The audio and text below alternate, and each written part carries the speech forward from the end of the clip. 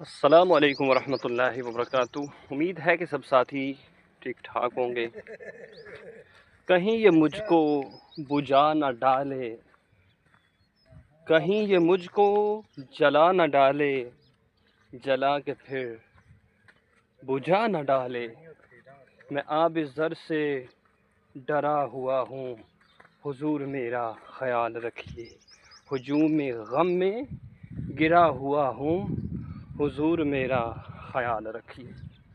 نعت رسول مقبول صلی اللہ علیہ وآلہ وسلم کے اشعار بارگاہ رسالت میں آپ صلی اللہ علیہ وسلم میں پیش کرنا ایک بڑی سعادت ہے، ایک بہت بڑی خوش قسمتی والی بات ہوتی ہے کہ جب بھی موقع ملے، لازمی نہیں کہ آپ بڑے زور و شور کے ساتھ آواز کے ساتھ پڑھیں گے تو پھر ہی آپ کی بات بنے گی، بلکہ جب بھی موقع ملے، جہاں بھی ہیں، بیٹھے ہیں، تو حضور صلی اللہ علیہ وسلم کی پاک بارگاہ میں گلہ عقیدت پیش کیا کریں، محبت کے ساتھ، عقیدت کے ساتھ۔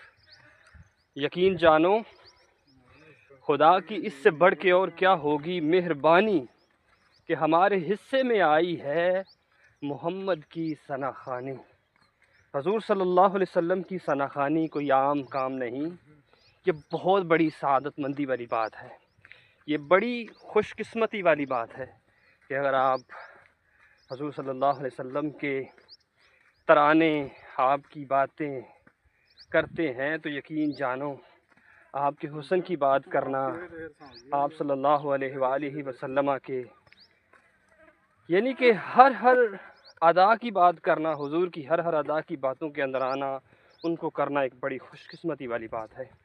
تو اللہ آپ سب کو سلامت رکھے، جہاں بھی رہیں آباد و شاد رہیں، والہانہ حضور سے محبت کریں۔